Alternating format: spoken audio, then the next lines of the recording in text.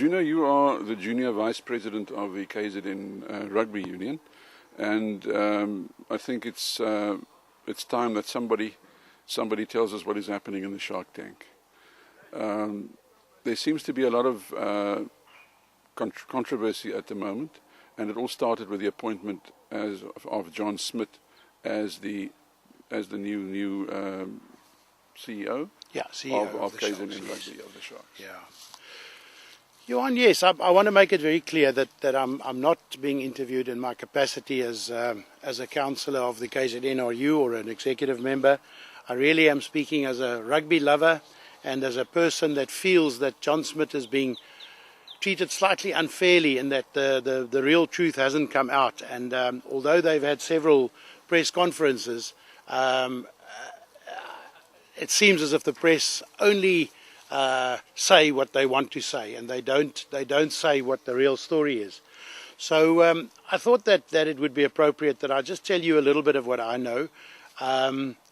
Last year sometime, a few of us got together, and we felt that it was perhaps time for change. We then brought in Graham McKenzie as the president. We brought in Stephen Sard as the new chairman of the Sharks, and it was the start of a few changes. Some of the changes I was involved in, some of them I wasn't, but we all knew more or less what the plan was. We approached John Smith some time ago and asked him if he would be interested in coming to us.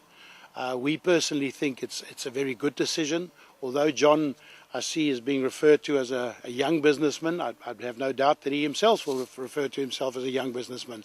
But he has a good head on his shoulders. He's got a rugby head on his shoulders, and I think that is very important. He's probably one of the outstanding Springbok captains of all time, and I believe he's going to become one of the all-time Springboks in rugby administration as well. I think he will do very well for us. John was appointed, and yeah, to some people, a slight surprise, but I think generally most people knew that we were talking to him. Brian van Zyl, did he know? Brian himself tells me that he did not know, and I have no reason not to believe Brian. But I was led to believe that Brian was informed at some stage, but I don't have that as a fact. He himself told me that he did not know. John was appointed. Brian has known for some time that he's coming towards retirement. It's a fact. It's not. We all get to that age. We're all going to get there, and we felt that John was the right guy. Okay, now it's the Brendan Venter factor. He's now been appointed, and also, to some people, a big surprise. Yeah, I think Brendan was perhaps a slightly bigger surprise. I think it was something, to my knowledge, that was thought up by John and his Stephen Sard and Graham, and the guys thought that he was the right man. I know that he was approached some time ago. The unfortunate thing that happened is how the news leaked. I think that is the unfortunate thing, and that is what has caused a lot of controversy. First of all, I am told, I was not there, but I am told that John Smith approached Nick Mallett over a beer and said, would you be interested? I've been appointed, or I'm being appointed the new CEO of the Sharks. Are you interested in coming to us? Do you see yourself as a member of the team? He was not interested, as we've all heard. But the sad thing is, and I don't know how it got out, I can tell you that we know it did not get out from the Sharks. So I can only presume that somewhere on Nick's side, and I say again, I can only presume this was leaked to the press. It was very unfortunate, because the next thing the press called John Plumtree and said, John, obviously this is the story, this man has been approached.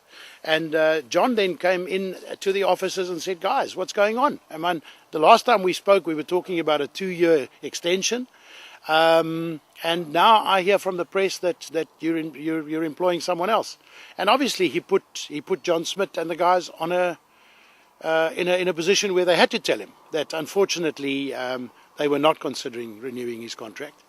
It was considered, it was discussed, I believe, but it was decided against. And John Plumtree has been a good man. He's a good friend of mine, and he's been a very, very good man for the Sharks. But there's always a time for change. You know, we haven't had a good season, and yes, we can blame injuries, but all teams have injuries, and I always feel that I believe the Sharks are probably the most expensive team in the Super Rugby game. And with injuries, one needs to have depth. When you're paying that sort of money for a team, I believe we should have the depth to play. And I think a few of the youngsters did come through and show that we did have some depth, but perhaps not in all the positions. You say John Plumtree mentioned an extension of 2 years. Hasn't he now got a case to say, look, I was misled or brought under the wrong impression? There's some controversy around that discussion as well. I've heard that at board level it was discussed but not approved, and someone told him that he thinks he was going to get the extension. Who exactly it was, I'm told it's Brian. I'm not sure. Once again, I wasn't there, but I hear that it was Brian. And another obvious question is the Saracens connection. Brendan apparently will stay on. Whatever he's doing at Saracens, I've forgotten what his capacity I think is. he's also the director of coaching there, Johan. But now, how is he going to balance that? You know, his job here and at Saracens. Johan, I don't think we've defined his job here yet. We need to see first of all whether he is going to be the full-time coach, or whether in fact he's only going to fulfill the director of coaching position. I think. And once again, these are my thoughts that I've discussed with a few of my friends, that we seem to think that John Smith has the idea of bringing the Saracens idea to the Sharks. We know that he believes in it. He says it's a wonderful rugby club.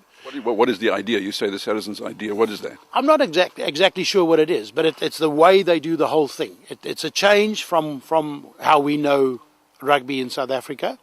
In the sense that I believe that the director of coaching plays an important part, but is perhaps not the main coach of the team.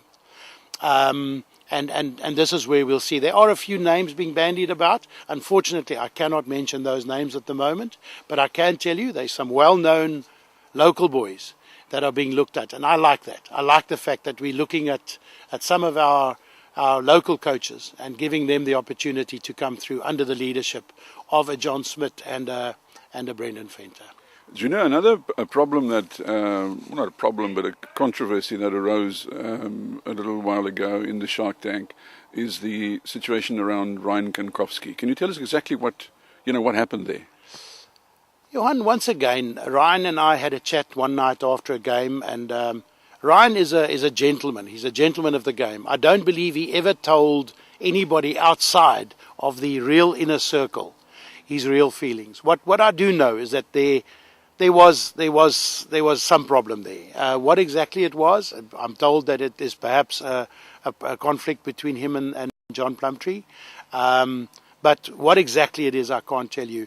I just had a chat to him one evening after a game, to him and his father, Tino, who's a great friend of mine, and I could sense, without them telling me in so many words, that there was an unhappiness.